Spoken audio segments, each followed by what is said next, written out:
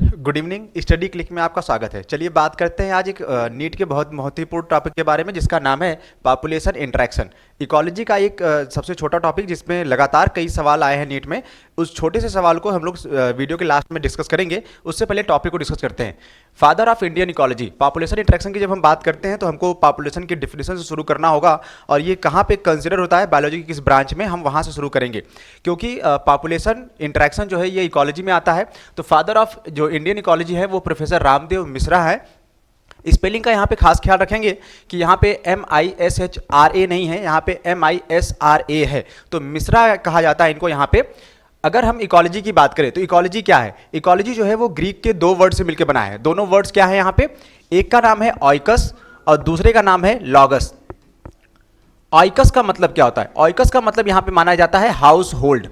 तो ऐसे ऑब्जेक्ट्स जो हाउस होल्ड हैं, जो घरों के आसपास रखे जाते हैं और उनकी हम स्टडी करें, उनको हम क्या बोलेंगे, इकोलॉजी के नाम से जानेंगे। तो फादर ऑफ इंडियन इकोलॉजी कौन से हैं हमारे पास, प्रोफेसर रामदेव मिश्रा। अगर हम पॉपुलेशन की हायरार्की को समझने का प्रयास करें, चलिए हायरार्की को देखते हैं। हायरार्की क्या है, जहां पे स्टार्टिंग से ये स्टार्ट हुआ था और कहानी लास्ट तक पहुंचेगी बायोम या बायोस्फीयर तक। तो शुरुआत हुई थी इसकी एक छोटे से स्ट्रक्चर जिसका नाम था सेल। सेल क्या होता है आप सभी को पता है कि किसी भी लिविंग बीइंग का जो सबसे छोटा स्ट्रक्चरल या फंक्शनल यूनिट है वो सेल ही है। अगर उसके बाद हम टिश्यू की बात करें तो टिश्यू क्या होता है, टिश्यू जो है ये ग्रुप ऑफ सेल है, ग्रुप ऑफ सिमिलर सेल। जब एक से ज्यादा सेल आपस में मिलकर इंटरेक्ट करती है तो क्या बनता है, वो टिश्यू बनता है। अगर एग्जांपल की बात करेंगे आप तो एग्जांपल में यहाँ पे आ जाएगा आपके लिए कार्डियक सेल, और कार्डियक सेल मिलकर क्या बनाएंगी, कार्डियक टिश्यू। तो कार्डियक सेल जो हार्ट में पाई जाती है और कार्डियक टिश्यू जो हार्ट को ही फॉर्म करता है, ऑर्गन बनता है वहां पे। और उन सिमिलर टिश्यूज के आपस में मिलने से जो चीजें, जो स्ट्रक्चर फॉर्म होता है उसको हम लोग क्या बोलते हैं, ऑर्गन। इस तरीके से जो ये हायरार्की फॉर्म हो रही है, सेल सेल सेल से टिश्यू, टिश्यू से ऑर्गन, ऑर्गन से ऑर्गन सिस्टम। अब हम यहां से आगे बढ़ेंगे। यहां तक हमने देखा था क्लास 11th में, और क्लास 12th में हम लोग देखेंगे, क्लास 12th की एनसीईआरटी में आपको यहां से मिलेगा। ऑर्गेनिज्म के बारे में बात करेंगे। ऑर्गेनिज्म क्या है, जब कई सारे ऑर्गन सिस्टम किसी एक इंडिविजुअल की बॉडी में आ जाते हैं तब उसको हम लोग ऑर्गेनिज्म के नाम से जानते हैं। लेकिन सवाल पॉपुलेशन का है तो हम पॉपुलेशन पे फोकस करेंगे। पॉपुलेशन क्या होता है, अगर हम पॉपुलेशन की डिफिनेशन को समझने का प्रयास करें तो हम ये कहते हैं कि ग्रुप ऑफ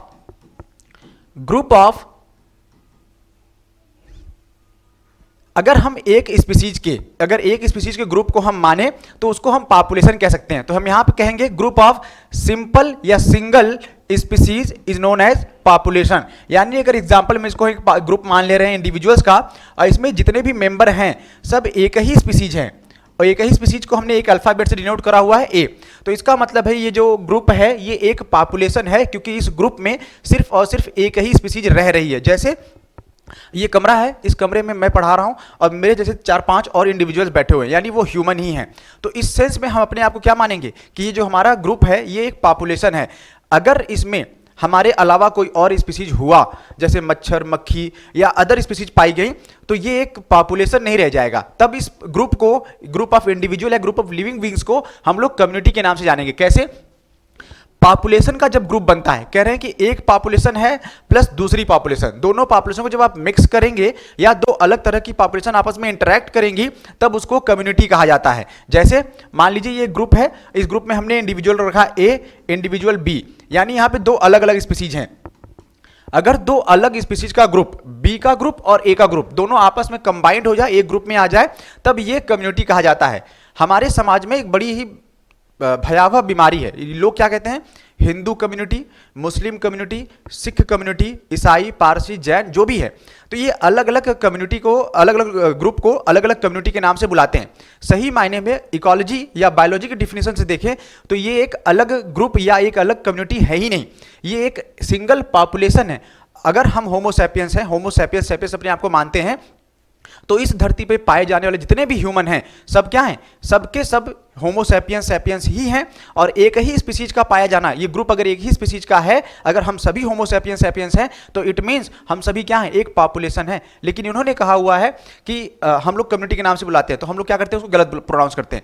उसके बाद अगर हम कम्युनिटी से आगे बढ़ जाएं, कम्युनिटी के बाद इकोसिस्टम आता है, जहां पे दो community, more than 2 community interact करती हैं, उसको हम लोग इकोसिस्टम के नाम से जानते हैं। जैसे कोई फॉरेस्ट इकोसिस्टम का एग्जांपल ले लीजिए, फॉरेस्ट है वो फॉरेस्ट इकोसिस्टम है। अब उसमें क्या एक ही कम्युनिटी है, सिर्फ हर्बीवोरस या सिर्फ कार्निवोरस या सिर्फ प्लांट हर्बी ऑटोट्रॉफ या हेटरोट्रॉफ या सैंग्रीवोर, कुछ ऐसे तो है नहीं। लगभग लगभग सभी लोग उस फॉरेस्ट में क्या कर रहे हैं, इंटरैक्ट कर रहे हैं। तो एक से ज्यादा कम्युनिटी वहां पे इंटरैक्ट कर रही है और वो क्या बना रहे हैं, इकोसिस्टम बना रहे हैं। इकोसिस्टम के बाद एक सबसे छोटा सा टॉपिक आता है यहाँ पे लैंडस्केप के बारे में, ये इंपॉर्टेंट है। लैंडस्केप एक बार आया हुआ था, यूपीपीएससी के एग्जाम में आया हुआ था। उन्होंने पूरी हायरार्की दी हुई थी ऊपर से लेकर नीचे तक, ऑर्गेनिज्म से लेकर पॉपुलेशन, कम्युनिटी, इकोसिस्टम। लैंडस्केप को उन्होंने मिसिंग कर दिया और लास्ट में लिखा बायोम और बायोस्फीयर, और कहा जो ये मिसिंग पार्ट है इसमें क्या आएगा उसको फिल करिए। तो इसमें जो ये पार्ट आया था फिल करने के लिए क्या आया था, लैंडस्केप। लैंडस्केप क्या होता है, लैंडस्केप के पास अपनी रीजनल डाइवर्सिटी पाई जाती है। रीजनल डाइवर्सिटी मतलब जो यहां पे है वो कहीं पे नहीं है, इनके अलावा ये चीजें कहीं और नहीं मिलेंगी। जैसे एग्जांपल आप ले सकते थे यहाँ पे, इनको हम लोग इंडेमिक स्पीसीज के नाम से भी जानते थे। जैसे एग्जांपल आया था हिमाचल प्रदेश में पाया जाने वाला स्नो लेपर्ड। स्नो लेपर्ड को पहाड़ों का भूत कहते हैं, तो वो लैंडस्केप में है क्योंकि रीजनल डाइवर्सिटी शो कर रहा है, सिर्फ हिमाचल प्रदेश के ही पहाड़ों पर पाया जाएगा, स्नो के आसपास पाया जाता है। फिर आता है बायोम। बायोम क्या है, वो बायोटा, वो लिविंग चीज जहां पे ग्रुप ऑफ मोर देन एक इकोसिस्टम रहेगा जिनकी अपनी खुद की एक डिस्टिंक्ट इकोलॉजिकल कम्युनिटी है, आइदर प्लांट आइदर एनिमल और बोथ टुगेदर। चाहे प्लांट चाहे एनिमल चाहे दोनों एक साथ ही अगर डिस्टिंक्ट कम्युनिटी बिल्डअप कर रहे हैं या ग्रुप बना रहे हैं तो उसको हम लोग बायोम मानेंगे। और व्हाट अबाउट बायोस्फीयर, अगर हम बायोस्फीयर की बात कर लें तो आप ये ध्यान रखिएगा, बायोस्फीयर का मतलब पूरे अर्थ सरफेस का वो एरिया जहां कहीं पे भी लाइफ पॉसिबल है, जहां जहां तक लाइफ पॉसिबल है, चाहे माइक्रो ऑर्गेनिज्म के फॉर्म में ही क्यों ना हो, उसको हम क्या मानेंगे, वो पूरा का पूरा बायोस्फीयर है। क्यों, क्योंकि यहां पे बायोस का मतलब है लाइफ और स्फीयर का मतलब है लेयर या स्ट्रेटा। तो वो लेयर वो स्ट्रेटा जहां तक लाइफ पॉसिबल है माइक्रो ऑर्गेनिज्म के फॉर्म में या कॉम्प्लेक्स ऑर्गेनिज्म के फॉर्म तक में, उसको हम लोग क्या मानेंगे, बायोस्फीयर मानेंगे। ये जनरल इंट्रोडक्शन आज के टॉपिक के लिए। अगर हम आगे बढ़ें, जो कि हमारा टॉपिक है पॉपुलेशन इंटरेक्शन, तो हम यहाँ पे पॉपुलेशन मतलब ग्रुप ऑफ सिंगल स्पीसीज, एक ग्रुप अलग एक पॉपुलेशन, दूसरा ग्रुप अलग स्पीसीज का वो एक अलग पॉपुलेशन, कुत्ता बिल्ली, जब दोनों को आपस में इंटरेक्ट करवाएंगे तो इस तरीके से जब दो ग्रुप या दो पॉपुलेशन आपस में इंटरेक्ट करेंगी तो इन दोनों ही पॉपुलेशन पर क्या इंपैक्ट आएगा, क्या दोनों का बेनिफिट होगा, दोनों का लॉस होगा, एक का बेनिफिट होगा एक का लॉस होगा, एक का बेनिफिट एक अनअफेक्टेड रहेगा, इस सेंस में हम बात करने वाले हैं। और इस तरह से जो इंटरेक्शन की एक सीरीज बनेगी उन सभी का एग्जांपल आपको बताएंगे। देखिएगा पॉपुलेशन इंटरेक्शन क्या होता है, interaction between two species that is inter specific competition. अगर दो स्पीसीज आपस में इंटरेक्ट कर रही हैं और उनके बीच में जो कंपटीशन हो रहा है वो कंपटीशन कहा जाएगा inter specific competition. Inter specific competition में अगर हम यहाँ पे नाम बताएं आपको इंटरेक्शंस का, तो जो इंटरेक्शंस है, नेम ऑफ इंटरेक्शंस, पहला है आपके पास म्यूचुअलिज्म या सिम्बायोसिस कहते हैं। म्यूचुअलिज्म या सिम्बायोसिस में दोनों ही स्पीसीज का या दोनों ही पॉपुलेशन का बेनिफिट होता है। हम यहाँ पे स्पीसीज ए और स्पीसीज बी के नाम से इनको मान के लेके चल रहे हैं। स्पीसीज ए का बेनिफिट होगा सच एज स्पीसीज बी का भी बेनिफिट होगा, मतलब फ्रेंडशिप वाला। हम दोनों बेस्ट फ्रेंड हैं, हम दोनों क्या कर रहे हैं, हम उसका फायदा पहुंचा रहे हैं, वो हमारा फायदा पहुंचा रहा है, हम दोनों एक दूसरे को बेनिफिट प्रोवाइड कर रहे हैं किसी भी सेंस में। मैं उसको पढ़ा देता हूं, वो अपनी बाइक अपनी कार मुझे दे देता है, इस सेंस में हम क्या कर रहे हैं, एक दूसरे का बेनिफिट कर रहे हैं, दोनों एक दूसरे का नुकसान नहीं कर रहे हैं। तो ये इंटरेक्शन क्या कहलाएगा, सिम्बायोसिस कहलाएगा या म्यूचुअलिज्म कहलाएगा। नेक्स्ट हमारे पास कमेंसलिज्म। अगर यहां पे कमेंसलिज्म की बात करें तो कमेंसलिज्म क्या है, one benefited other is unaffected. Commensalism वाले एग्जांपल में कह रहे हैं कि एक का तो बेनिफिट हो जाए लेकिन दूसरा क्या रहे, अनअफेक्टेड, या उसके ऊपर जीरो इंपैक्ट आए, ना तो उसका फायदा हो ना ही उसका नुकसान हो, न्यूट्रल इफेक्ट रहे। तो ऐसे एग्जांपल जो है क्या कहे जाएंगे, कमेंसलिज्म में आएगा। नेक्स्ट है एमेंसलिज्म। एमेंसलिज्म में वन स्पीसीज इज हार्म्ड या one population is harmed and another one is unaffected. मेरा भला हो या ना हो, मैं सामने वाले नुकसान करूंगा, मतलब मेरा नुकसान नहीं हुआ, मेरे ऊपर जीरो इंपैक्ट आया, लेकिन मैंने सामने वाले क्या कर दिया, नुकसान कर दिया, लॉस कर दिया।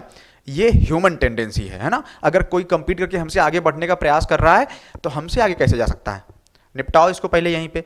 कैसे निपटाएंगे, हमारा भला नहीं हो रहा, हमारे ऊपर जीरो इंपैक्ट आएगा लेकिन उसका बनता काम बिगाड़ देंगे, ये क्या कहलाएगा, हरामीपना कहलाएगा। इस हरामीपने के लक्षण को क्या कहते हैं हम लोग, एमेंसलिज्म के नाम से जानते हैं। What about predation and parasitism. यहां पे दो टर्म्स हैं जिसमें दोनों का ही सिंबल जो आएगा आपके लिए प्लस माइनस और प्लस माइनस। तो जब दोनों सिमिलर हैं, ध्यान दीजिएगा यहां पे, अगर ये पैरासिटिज्म और प्रेडेशन दोनों सिमिलर हैं तो इनको अलग अलग क्यों पढ़ रहे हैं, प्रेडेशन और पैरासिटिज्म अगर इनको डिफाइन करना चाहें तो एक ही लाइन का फर्क आता है। प्रीडेटर हमेशा अपने प्रे को किल करता है, जान से मारता है, लेकिन पैरासाइट अपने होस्ट को कभी भी किल करने का प्रयास नहीं करेगा। अल्टीमेटली गोल वही है, मारेगा, जान से ले जाएगा, लेकिन अगर वो तुरंत किल कर देगा वहां पे, तो तुरंत किलिंग के बाद, इमीडिएट किलिंग के बाद वो सर्वाइव कहां करेगा? तो जब तक उसको एक बेटर होस्ट नहीं मिल जाता तब तक वो किल नहीं करेगा। लेकिन कभी भी प्रीडेटर अपने प्रे से ये नहीं कहेगा, जैसे शेर कभी भी हिरन से ये नहीं कहता कि भैया एक काम करो, बहुत मेहनत किए हैं, आज दौड़ाए हैं, तुमको पकड़ लिए हैं, 1 किलो मांस आज दे दो, कल फिर आना, कल फिर खा लेंगे। ऐसी कंडीशन नहीं बनेगी। वो एक ही बार पकड़ेगा, वहीं निपटा देगा, कहानी खत्म। तो डायरेक्ट किलिंग होगा प्रीडेशन में। और पैरासिटिज्म में क्या होगा? पैरासिटिज्म में हमारी बॉडी के अंदर रहेगा और हमको धीरे धीरे क्या करता रहेगा? नुकसान पहुंचाता रहेगा, कमजोर करता रहेगा। जैसे रियल लाइफ एग्जाम्पल अगर आप देखते हैं इसका, तो रिश्तेदार, घर में रिश्तेदार क्या है? पैरासाइट। आप ही घर में आएंगे, आपसे ही खाना मंगाएंगे, पानी मंगाएंगे, पिएंगे, एंजॉय करेंगे, उसके बाद आप ही बुराई करके चले जाएंगे। सुनिए, वो आपके लड़कों को देखे थे, कल फलाने जगह घूम रहा था।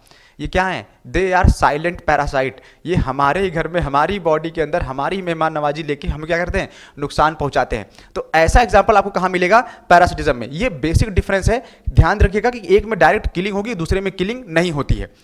थर्ड वन है कंपटीशन। जब भी हम कहते हैं कि हम किसी कॉम्पिटिटिव एग्जाम की तैयारी करने जा रहे हैं या हम कंपटीशन कर रहे हैं आपस में, तो हमें लगता है कि कंपटीशन में एक जीतेगा, दूसरा हार जाएगा।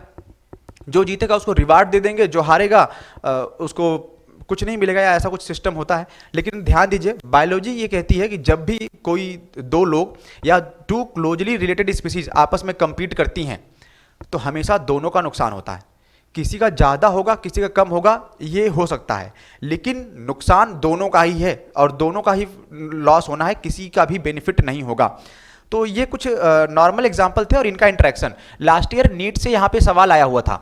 मैं आपको क्वेश्चन दिखाऊंगा लास्ट में, इस टॉपिक के खत्म होने के बाद, कि कौन से 3 से 4 सवाल थे जो नीट में आए हुए थे 2023 में, और इसी के बेसिस पे आया था, प्लस माइनस के सिंबल के बेसिस पे उन्होंने पूछा था और सॉल्व करवाया था। चलिए सॉल्व करेंगे लास्ट में। आगे बढ़ते हैं आज एनसीईआरटी के कुछ नए एग्जाम्पल्स के साथ, नए टॉपिक, नए एग्जाम्पल के साथ, क्योंकि एग्जाम्पल से भी सवाल आया हुआ था।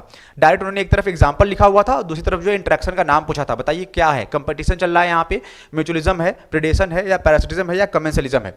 तो पढ़े रहेंगे तभी तो बता पाएंगे। तो चलिए शुरू करते हैं। प्रेडेशन क्या है? पहला टॉपिक है यहाँ पे प्रेडेशन। प्रेडेशन से शुरू कर रहे हैं हम लोग यहाँ पे। Predator in nature are very prudent. कहते हैं कि जो प्रेडेटर होते हैं नेचर में पाए जाते हैं, ये बड़ी ही प्रूडेंट है, नृशंस हैं, हत्या करने के लिए जाने जाते हैं। ये करता क्या है? इंपॉर्टेंस क्या है प्रेडेटर का? तो प्रेडेटर का जो इंपॉर्टेंस है नेचर में, वो है प्रेडेटर कंट्रोल प्रे पॉपुलेशन। कह रहा है कि जो प्रेडेटर है वो हमेशा प्रे की पॉपुलेशन को कंट्रोल करता है। मतलब अगर किसी इकोसिस्टम में या किसी कम्युनिटी में कोई पॉपुलेशन, स्पेसिफिक पॉपुलेशन तेजी से ग्रो कर रही है, जिसकी वजह से हैवॉक की कंडीशन बन सकती है। हैवॉक मतलब भयावह स्थिति बन जाए कि इनका नंबर बहुत ज़्यादा बढ़ रहा है, ये समाज में बहुत ज़्यादा कुरीतियाँ लेकर आएंगे, तो एक काम करो, एक ऐसा प्रेडेटर ले आओ जो सॉलिड नेचर का हो, उनसे स्ट्रांग हो, निपटा देगा। जैसे ही निपटाया गया, कंट्रोल करेगा उनकी पॉपुलेशन को, तुरंत क्या आ जाएगी? कंडीशन कंट्रोल में आ जाएगी। सच एज हमको एक एग्जाम्पल देखने को मिलेगा यहाँ पे। What about absence of predator? अगर हम प्रेडेटर को अब्सेंट कर दें किसी सिस्टम से, तो कह रहा है in any geographical area growth of exotic species increase. अगर किसी सिस्टम में प्रेडेटर नहीं है तो जो एक्सोटिक स्पीसीज का नंबर है किसी भी जियोग्राफिकल एरिया में, वो बहुत तेजी से बढ़ जाएगा, और ये बढ़ते हुए नंबर को हैवॉक की स्थिति हम लोग बोलेंगे। एग्जाम्पल देखिए इसका, जो एग्जाम्पल आया हुआ है एनसीईआरटी में। इन ऑस्ट्रेलिया, ये कह रहे हैं कि ऑस्ट्रेलिया में प्रिकली पियर नामक कैक्टस ने हैवॉक क्रिएट किया था। तो क्या करें? कैक्टस का नंबर बहुत तेजी से बढ़ रहा था और लोग इसको हटा नहीं पा रहे थे, क्योंकि कैक्टस का कोई खास यूज था नहीं, तो हटा नहीं पाए। अब करें कैसे? केमिकल का यूज अगर करेंगे तो पोल्यूशन होगा, और केमिकल यूज नहीं करते हम लोग, तो उस सेंस में इन्होंने क्या किया? कंट्रोल कैसे किया? Controlled by cactus feeding predator moth. एक ऐसा ततैया जो कैक्टस पे फीड करता था, अंदर से घुस के पूरा खा के, खोखला करके, सड़ा के गिरा देगा कैक्टस को। इसको उन्होंने क्या किया? वहां पे इंट्रोड्यूस कर दिया ऑस्ट्रेलिया में, और उसने पूरे कैक्टस को अंदर से खोखला बना के खा के उनके नंबर को क्या किया? कंट्रोल कर दिया। तो ये एक एग्जाम्पल बनता है आपका प्रेडेशन के सेंस में। अगला एग्जाम्पल है प्रेडेशन का ही। Predator maintain species diversity in community by reducing competition. अब मेरे ख्याल से आपको कम्युनिटी का डिफिनेशन पता होगा कि जब दो पॉपुलेशन इंटरेक्ट करेंगी, दो अलग स्पीसीज का जो ग्रुप बनेगा उनको हम दो अलग अलग पॉपुलेशन के नाम से जानेंगे। जब वो इंटरेक्ट करेंगे तो उसको हम कम्युनिटी बोलते हैं। तो कह रहा है यहाँ पे कि एक स्टारफिश है जिसका नाम है पिजास्टर और ये एक्ट करता है एज अ प्रीडेटर। इसका जो नेचुरल हैबिटाट था वो था rocky intertidal area of American Pacific coast. America के पैसिफिक कोस्ट में इंटरटाइडल एरिया के आसपास ये पाया जाता था। इसके इंट्रोडक्शन से जब तक ये उस इकोसिस्टम में बना हुआ था, जब तक ये उस कम्युनिटी में बना हुआ था, इसका रूप इतना भयानक था कि आसपास के जो अदर इन्वर्टिब्रेट स्पीसीज थे वो घरों से बाहर कम निकलते थे।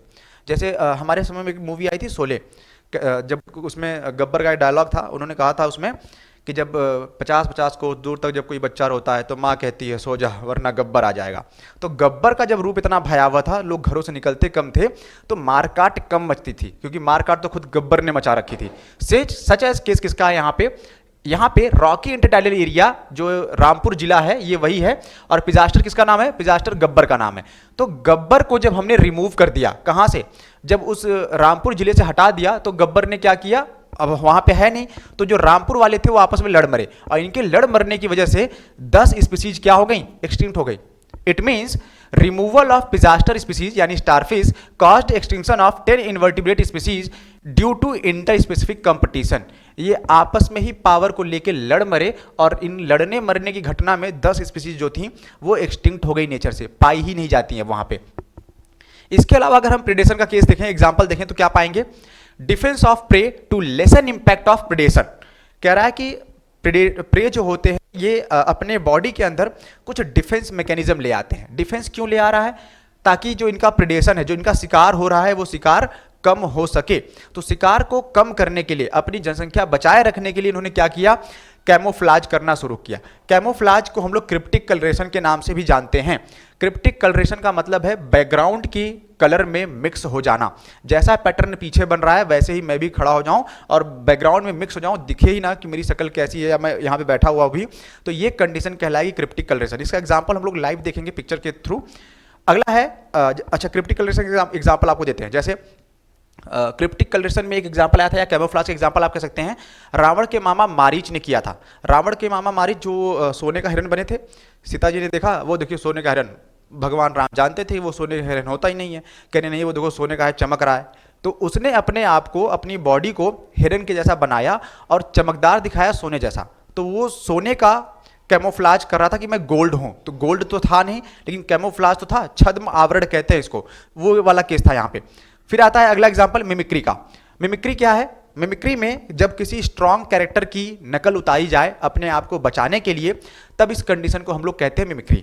या मिमिक्री कभी भी किसी अच्छे या अपने से सुप्रीम लोगों की जाती है। जिसकी मिमिक्री करते हैं उसको हम मॉडल बोलते हैं, और जो नकल उतार रहा होता है उसको हम लोग मिमिक बोलते हैं, यानी नकलची बोलते हैं, वो नकल करने वाला है। हमारे पास नेचर में एक एग्जाम्पल है मोनार्च बटरफ्लाई का, और दूसरा एग्जाम्पल है वायसरॉय बटरफ्लाई का। क्योंकि मोनार्च बटरफ्लाई टेस्टफुल है, खाने में बहुत अच्छा टेस्ट नहीं आता, हमारे लिए नहीं, प्रीडेटर के लिए या प्रे के लिए। तो अदर प्रीडेटर जो आएंगे जब उसको मोनार्च बटरफ्लाई को एज ए प्रे कंज्यूम करेगा तो इसका टेस्ट अच्छा नहीं है। और एनिमल में ट्रायल और एरर बहुत बढ़िया पाया जाता है। एक बार ट्रायल किया, अच्छा टेस्ट नहीं है, दोबारा छुएंगे नहीं, देखेंगे भी नहीं उसकी तरफ।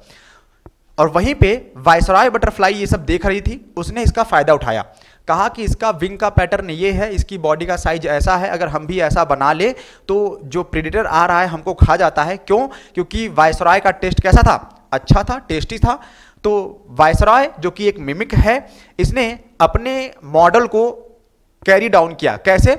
इसने मोनार्च बटरफ्लाई के विंग्स के पैटर्न को और बॉडी साइज को कॉपी कर लिया और खुद भी ये रिप्रेजेंट करने लगा कि हम भी मोनार्च हैं, हम भी टेस्ट में गंदे हैं, हमको मत खाओ। तो इस जब दो लोगों को खड़ा कर, जैसे ट्विंस होते हैं, दोनों खड़ा कर दीजिए, आप पहचान नहीं पाएंगे कौन है।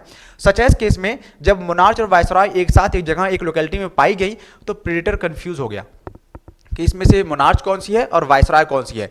और अगर गलती से उसने हाथ पर मारा भी होगा खाने के लिए, और मान लीजिए उसके हाथ में फर्स्ट टाइम फिर से मोनार्च लग गई, फिर से गंदा टेस्ट मुंह में, तो उसने क्या किया? उस तरह से नहीं, बिल्कुल उसके पैटर्न से मिलती जुलती बटरफ्लाई को भी खाना छोड़ दिया। तो इस तरीके से वायसरॉय ने मिमिक करके मॉडल की नकल उतार के अपने आप को बचा लिया। डिफेंस में अगर एक बात और देखें तो अकेसिया, कैक्टस या अपंसिया में थॉर्न का बनना, कांटों का बनना कैक्टस वाले प्लांट में, ये भी एक डिफेंस मैकेनिज्म है कि वो अपने बॉडी में कुछ इस तरीके के कांटे स्ट्रक्चर बना लेते हैं, लीफ को मॉडिफाई कर लेते हैं इस थॉर्न में, और वो इनकी बॉडी को प्रोटेक्ट करते हैं किससे? प्रीडेटर से, ताकि प्रीडेटर आए और कांटे उसके मुंह में चुभ जाएं और वो खा ना पाए। अगला है इसी में, plant produce some chemicals to avoid being eaten. कोई प्लांट नहीं चाहता कि कोई एनिमल आए, ब्राउजर्स आए या ग्रेजर्स आए और उनको खा जाए, तो वो कुछ अपने बॉडी में केमिकल्स बनाते हैं, और उन केमिकल्स में से कुछ के नाम है कैलोट्रॉपिस। कैलोट्रॉपिस जिसको हम लोग हिंदी में मदार के नाम से जानते हैं।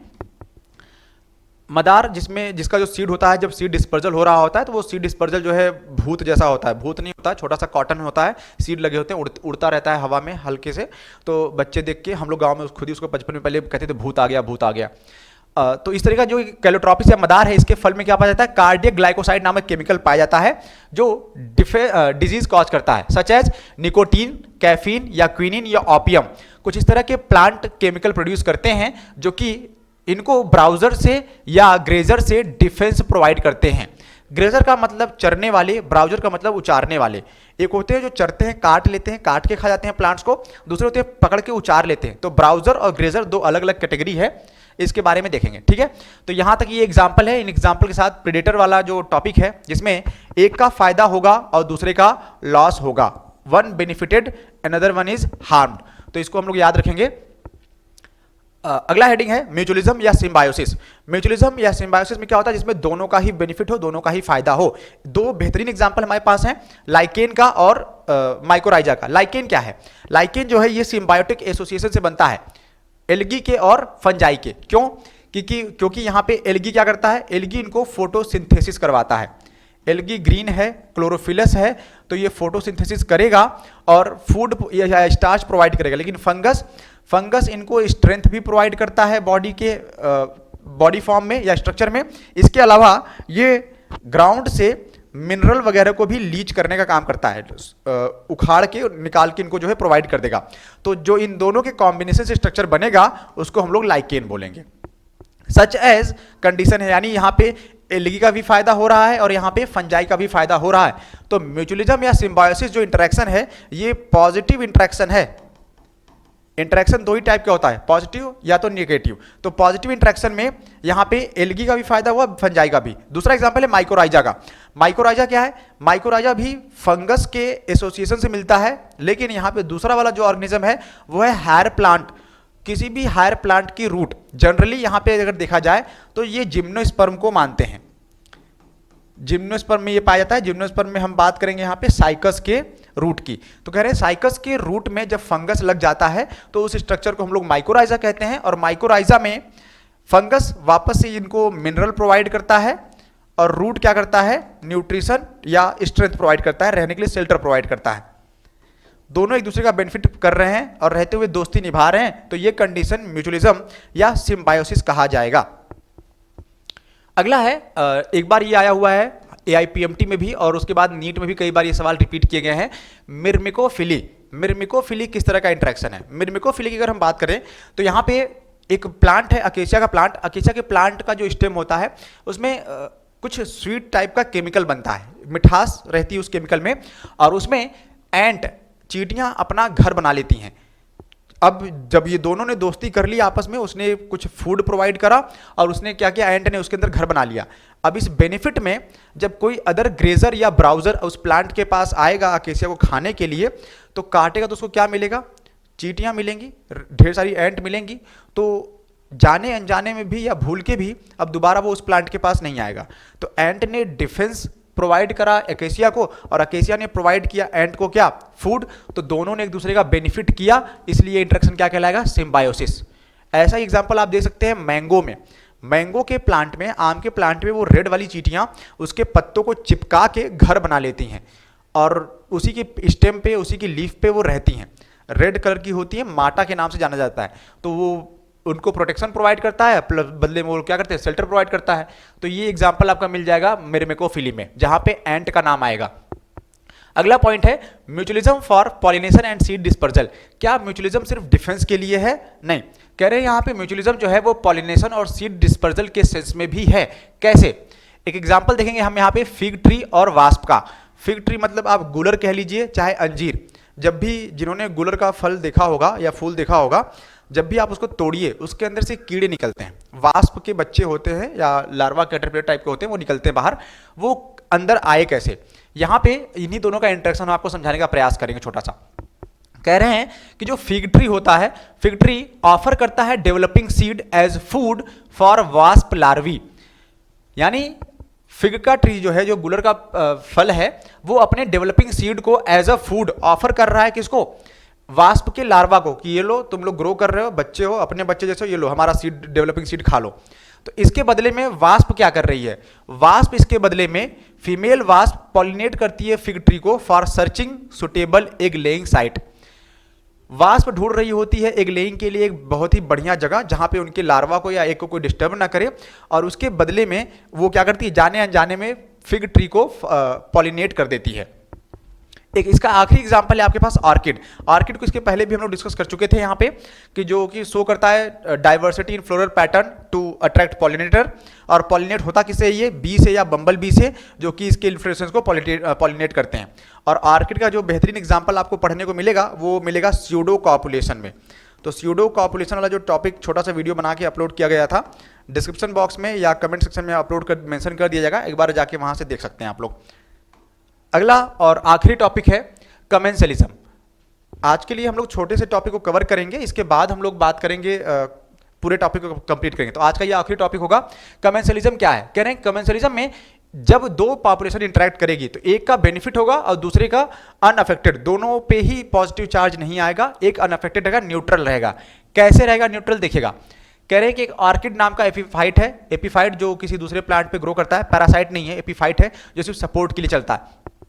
तो मैंगो के ऊपर ये ग्रो करेगा, चढ़ेगा लपेट के सपोर्ट के लिए, तो इसका तो बेनिफिट हो गया। लेकिन क्या एपीफाइट या ऑर्किड की वजह से मैंगो को कोई बेनिफिट हुआ? नहीं। तो मैंगो तो अनअफेक्टेड रहा। हम खड़े हैं, छोटा बच्चा आया, हाथ पकड़ के यहाँ पे झूल गया, भैया झूल ले, हमका झूला झूल लो, वो झूला झूल रहा है, उसका फायदा हो गया, उसको मजे मिल गए, मेरा कोई नुकसान हुआ नहीं। लेकिन अगर यहीं पे मैं रिवर्स कर दूं, छोटा बच्चा खड़ा हो, मैं उसका हाथ पकड़ के झूल जाऊं, मेरा तो फायदा नहीं होगा लेकिन उसका नुकसान जरूर हो जाएगा। तो कमेंसलिज्म में एक का फायदा दूसरे का अनअफेक्टेड, लेकिन एमेंसलिज्म में एक का नुकसान दूसरे पे अनअफेक्टेड। तो ये वाला चार्ज हम लोग याद रखेंगे। दूसरा एग्जांपल हमारे पास है, इसका हम लोग आपको पिक्चर भी दिखाएंगे। Barnacles on back of whale. Barnacle जो कि सिलेंट्रेट हैं, ये वेल के बैक पे पाए जाते हैं। तो वेल का तो कोई फायदा नहीं होता, वेल अनअफेक्टेड रहता है, लेकिन बार्नेकल्स का फायदा हो जाता है कि इनको प्रोटेक्शन मिल जाती है, और साथ ही साथ में ये मूव भी कर लेते हैं एक जगह से दूसरी जगह पे, फूड के सेंस में, फोरेजिंग के सेंस में या फूड सर्च के सेंस में। तीसरा और सबसे फेवरेट एग्जांपल है मेरा कैटल इग्रेट और ग्रेजिंग कैटल के बारे में। कह रहे हैं कि कैटल इग्रेट ऐसी बर्ड्स होती हैं जो जहां पे जानवर चर रहे होते हैं, घास चर रहे होते हैं या ब्राउजिंग वगैरह कर रहे होते हैं, ग्रेजिंग कर रहे होते हैं, ये उनके आसपास पाए जाते हैं। ये खुद से ग्रासेस को उचार के या उखाड़ के, चर के उनके अंदर से कीड़ों को नहीं निकालेंगी। लेकिन जब कोई ब्राउजिंग एनिमल या ग्रेजिंग एनिमल या ग्रेजिंग कैटल्स जो है, ये जब चलते हुए घासों को उचारेंगे तो ये उनके आसपास मंडराते रहते हैं। इनके द्वारा उखाड़े गए घास या काटे गए घास के नीचे से जो इंसेक्ट बाहर आते हैं, ये उन पे फीड करता है।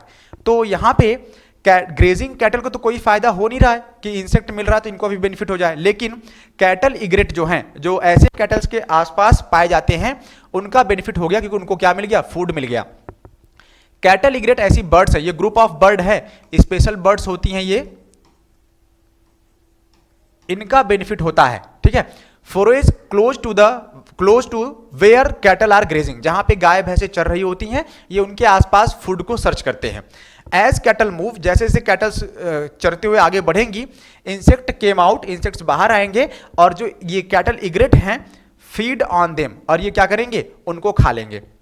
तीसरा और आखिरी एग्जांपल है इसमें सी एनिमॉन का। सी एनिमॉन जो कि एक सिलेंट्रेट है और ये क्लाउन फिश के ऊपर पाया जाता है। तो सी एनीमोन जो कि सिलेंट्रेट है, जिसका स्टिंगिंग टेंटिकल होता है, ये क्लाउन फिश को प्रोटेक्शन प्रोवाइड करता है। इसके टेंटिकल, इसको हम लोग सी एडेम्सिया या एडेम्सिया के नाम से भी जानते हैं। इसका जो टेंटिकल है इतना भयानक होता है कि दंश मार के किसी भी छोटे मोटे एनिमल्स को तो बेहोश कर ही सकता है। तो इसका फायदा उठाती है कौन? Clown fish. क्लाउन फिश को ये अपने बॉडी पे चिपका लेता है और उसके बाद ये घूमता रहता है। तो जहां कहीं भी ये फिश जाएगी, सी एनीमोन क्या करेगा? अपने स्टिंगिंग टेंटिकल की हेल्प से उनको प्रोटेक्शन प्रोवाइड करता रहेगा। ये आखिरी स्लाइड आपके लिए पहचानना भी है, आपको यहाँ पे कमेंट भी करना है ये कौन सा वाला एग्जाम्पल किसका है। चलिए मैं थोड़ा सा हिंट दे रहा हूँ आपको। यहाँ पे एक पहला एग्जाम्पल है, आपको इंट्रैक्शन मेंशन करना है। मैं आपको बता देता हूँ यहाँ पे कि कौन सा वाला टॉपिक, मतलब क्या पिक्चर क्या एक्सप्लेन कर रहा है। आपको बस एक्सप्लेन करना है कि चार्ज क्या लग रहा है, प्लस चार्ज है, पॉजिटिव इंट्रैक्शन है, निगेटिव इंट्रैक्शन, ये आप बताइएगा। कैटल इग्रेट, ये वो बर्ड हैं जिनको हम लोग कैटल इग्रेट के नाम से जान रहे हैं, और ये वो ग्रेजिंग कैटल हैं, गाय भैंसें चर रही हैं। जब जैसे से ये घास को यहाँ से उखाड़ेंगे, चरेंगे, तो देखिएगा ये ताक में बैठे हुए हैं कि हाँ हाँ तुम लोग मेहनत करो, जो फल निकलेगा वो तो हम खाएंगे।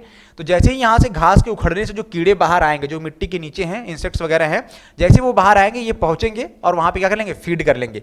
तो आपको इसका इंट्रैक्शन मेंशन करना है, पॉजिटिव है निगेटिव, और दोनों पे कौन सा चार्ज लग रहा है। दूसरा एग्जाम्पल हमारे पास यहाँ पे वायसराय बटरफ्लाई का और मोनार्च बटरफ्लाई का। वायसराय बटरफ्लाई यहाँ पे देखिएगा, ये वाली जो है आपकी मोनार्च बटरफ्लाई है और ये वाली वायसराय है।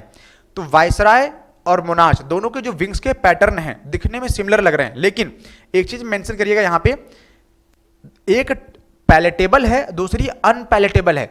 एक खाने योग्य है जिसका टेस्ट अच्छा है, दूसरा न खाने योग्य है, उसका टेस्ट अच्छा नहीं है। तो लेकिन क्या किया वायसराय ने? उसके विंग्स के पैटर्न को कॉपी कर लिया। ये रही आपकी वायसराय और ये रहा मोनार्च। इसने इसका पैटर्न कॉपी किया है, इसलिए ये भी अनपैलेटेबल रिप्रेजेंट कर रहा है। तो एक मिमिक है, दूसरा मॉडल है, जो ये दिखाने का प्रयास कर रहा है कि हम क्या हैं, हम जो है बहुत ही हार्मफुल है, हमसे दूर रहो, खाना मत, हमारे पास दिखना मत। और तीसरा एग्जाम्पल मैंने आपको दिया था क्रिप्टिक कलरेशन का, कि सराउंडिंग में मर्ज हो जाएगा, दिखेगा ही नहीं, अचानक से एक बार में पता ही नहीं चलेगा कि यहाँ पे कोई है। जैसे ये किसी ओल्ड ट्री का ट्रंक है जिसके पैटर्न जो है बिल्कुल इस आउल के विंग्स के फेदर के पैटर्न जैसे दिख रहे हैं। अगर ये उल्लू अपनी आंखें बंद कर ले तो ये पहचान में ही नहीं आएगा कि इस पेड़ पे अगर आप आसपास से गुजर जाएंगे तो आपको ये लगेगा ही नहीं कि यहाँ पे उल्लू था। और अगर गलती से उल्लू ने आंखें खोली और पहचान गया आपको, तो शायद जब ये उड़े तो आप डर जाएं और तब आप पहचान पाए कि यहाँ पे उल्लू बैठा हुआ था। सच एज कंडीशन में लेपर्ड, जो डेजर्ट वगैरह में लेपर्ड पाए जाते हैं या टाइगर या पैंथर होते हैं, ये सब भी यही पैटर्न अपनाते हैं। किसी भी ओल्ड ट्री के ट्रंक के आसपास चिपक जाते हैं स्ट्रेट खड़े होकर, और वहाँ पे जो उनकी बॉडी के स्ट्रिप्स हैं वो उस सराउंडिंग में इतना मर्ज हो जाता है कि पता ही नहीं चलता कि यहाँ पे जो है कोई प्रेडेटर छुपा हुआ है। इसके बाद लास्ट एग्जांपल है आपके पास वेल के बैक पर बार्नेकल का पाया जाना। ये सिलेंट्रेट है और सिलेंट्रेट जो है वेल के बैक पे पाए जाते हैं। तो जब सिलेंट्रेट है तो सीधी सी बात है कोरल या हार्ड स्टोन्स लाइक स्ट्रक्चर पाया जाएगा। इसकी वजह से जब कभी वेल जो है हाइबरनेट कर रही होती है, ऐसे स्टेबल रहेगी, तो लोगों को लगता है कि भैया यहाँ पे जो है ये पत्थर है, आओ बढ़िया सा चढ़ जाते हैं इसके ऊपर, खाना वाना बनाते हैं। अगर ये हट गया बार्नेकल और उसके बाद की गर्मी जो है वेल को महसूस हुई, तो जो लेकर जाएगी इनको जिस गहराई में ना, फिर वहाँ से कोई बाहर नहीं आता। मैंने सुना था शायद जीएस में कि मेरियाना गर्त, या कहते हैं मेरियाना ट्रेंच सबसे गहरी गर्त है, सबसे गहरी खाई है। लेकिन मुझे लगता है कि अगर ये आपको जिस गर्त में लेके जाएगा वहाँ से बाहर आना मुश्किल है, क्योंकि मेरियाना गर्त से आप बाहर आ सकते हैं शायद, लेकिन ये जिस गर्त में ले जाएगा निराशा या मृत्यु की गर्त में, वहाँ से आप बाहर नहीं आ पाएंगे। चलिए आज के लिए इतना ही। कमेंट करिएगा कि ये जो इंटरेक्शंस है, जो चारों पिक्चर्स आपके सामने दिख रहे हैं बैकग्राउंड में, आपको बताना है कि इनके बीच का इंटरेक्शन किस तरह का इंटरेक्शन है, पॉजिटिव है या निगेटिव है, और उनके चार्जेस जरूर मेंशन करिएगा। आज के लिए इतना ही, थैंक यू।